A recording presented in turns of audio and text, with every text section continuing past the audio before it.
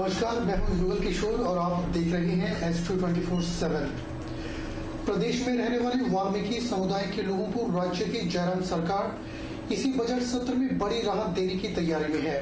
भूमिहीन लोगों को 2 बिस्वा जमीन की अलॉटमेंट की जाएगी, तो वहीं बिजली के स्थायी कनेक्शन भी मिलेंगे।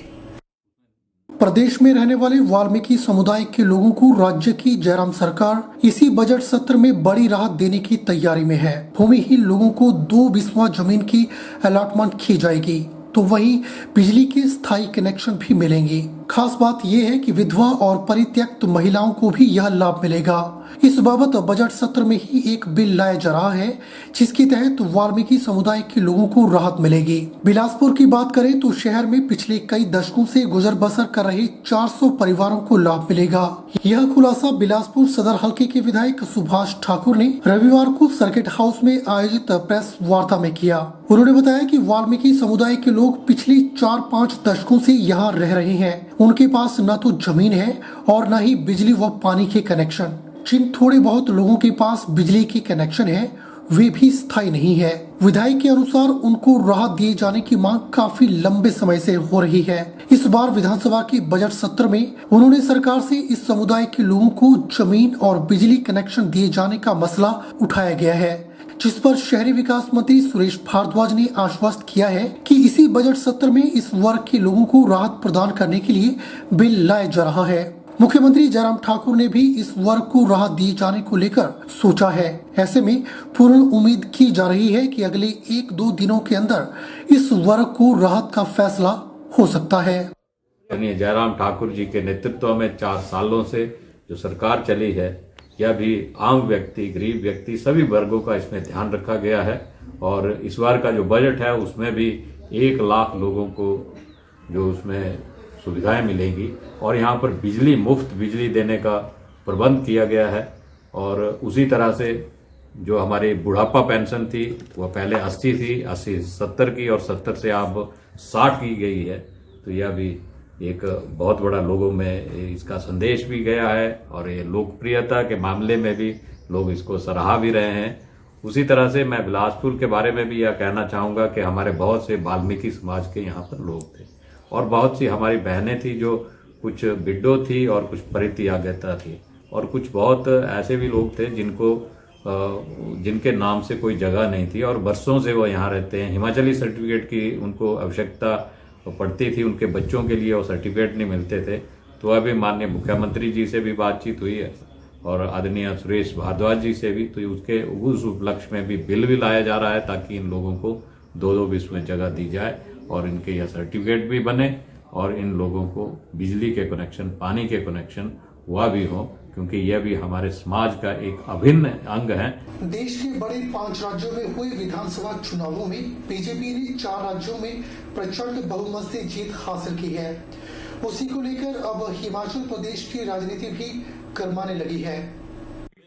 साल के अंत में हिमाचल प्रदेश में विधानसभा चुनाव होने वाले हैं। उससे पहले जिस तरह से उत्तर प्रदेश और उत्तराखंड में सरकार रिपीट हुई है, उसी को लेकर हिमाचल प्रदेश में भी सुगबुगाहट तेज होने लगी है। हिमाचल प्रदेश योजना बोर्ड के सदस्य एवं भाजपा नेता मनोज चड्ढा ने पत्रकार वार्ता के दौरान केंद्र की मोदी सरकार की नीतियों को जनहित में बताते हुए कहा कि सरकार की बेहतर नीतियों के चलते बीजेपी मिशन रिपीट करने में कामयाब हुई है। हालांकि सभी जाति धर्म के लोगों ने उत्तर प्रदेश सहित 4 राज्यों में वोट किया। इससे साफ जाहिर होता है कि नरेंद्र मोदी की सरकार की योजनाएं हर वर्ग तक पहुंच रही हैं। उन्होंने कहा कि हिमाचल प्रदेश में भी इसी साल विधानसभा चुनाव होंगे, जिसमें हिमाचल प्रदेश की जयराम सरकार मिशन रिपीट को दोहराएगी और हिमाचल प्रदेश में पहला इतिहास होगा जब कोई सरकार दूसरी बार लगातार जीतेगी। उन्होंने कहा कि इसके पीछे माननीय मुख्यमंत्री और केंद्र सरकार का बहुत बड़ा योगदान है, जो विकास की राह पर आगे बढ़ रही है। वहीं दूसरी ओर हिमाचल प्रदेश योजना बोर्ड के सदस्य एवं भाजपा नेता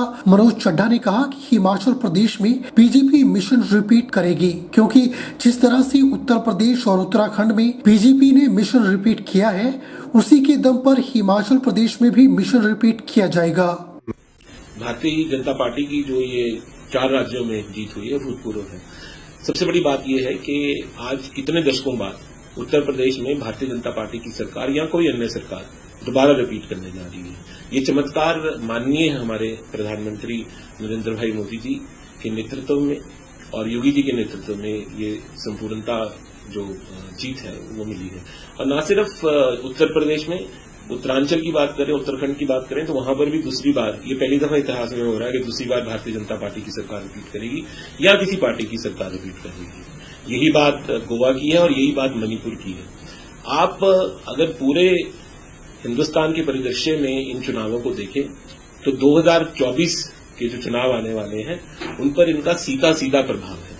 और जहां तक हिमाचल की बात है, निसंदेह माननीय मुख्यमंत्री जयराम ठाकुर जी के नेतृत्व में हम लोग पुनः हिमाचल में भारतीय जनता पार्टी की सरकार बनेगी और बहुत बड़े बहुमत से हम लोग वापस सत्ता में आएंगे।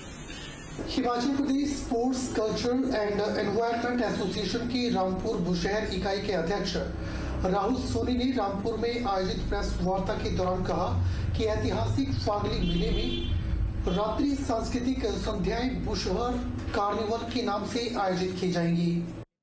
शिमला जिला के रामपुर बुशहर में आयोजित होने वाले ऐतिहासिक फाग मेले में इस वर्ष पहली बार बुशहर कार्निवल के नाम से रात्रि सांस्कृतिक कार्यक्रम आयोजित किए जाएंगे।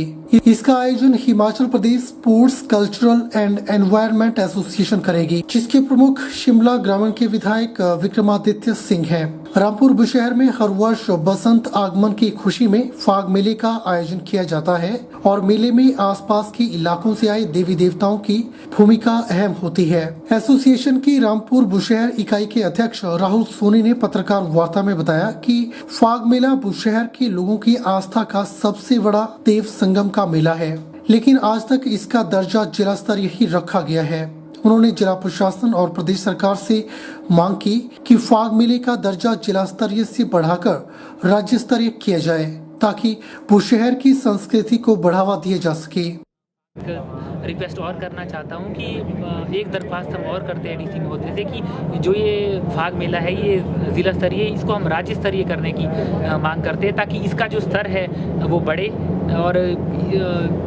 और भी इसमें, क्योंकि जब स्तर बढ़ता है किसी चीज़ का तो उसमें एक्टिविटीज़ और ज़्यादा बढ़ती है और उसका एक अपना ही उसको एक मुकाम हासिल होता है। और देखिए आज इस फंक्शन को जो करवाने का हमारा मोटो है वो ये है कि जितने भी हमारे बुशहर के यहाँ पे कलाकार है, चाहे छोटा कलाकार है बड़ा कलाकार, उन सबको एक मंच दिया जाएगा, क्योंकि आप लोग जानते हो अंतर्राष्ट्रीय लवी मेले में सभी लोगों को मंच मिलना मुमकिन नहीं है, तो कुछ लोग छूट जाते हैं। तो इसमें और कुछ कलाकार अपने आप को ठगा हुआ महसूस करते हैं, लेकिन इस मुहिम को चलाकर हमने ये एक कोशिश की है कि सभी लोगों को यहाँ पर मंच मिले और ताकि सभी लोग अपने अपने हुनर को जाहिर कर पाए। और हमारा जो बुशहर का कल्चर है बहुत रिच कल्चर है, इस कल्चर को जीवित रखने की कोशिश की है ताकि आने वाले भविष्य में भी ये कल्चर जीवित रहे। और राजा वीरभद्र सिंह जी का एक बड़ी आस्था थी देवताओं के प्रति और अपने कल्चर के प्रति, तो उनके इस जो इनका एक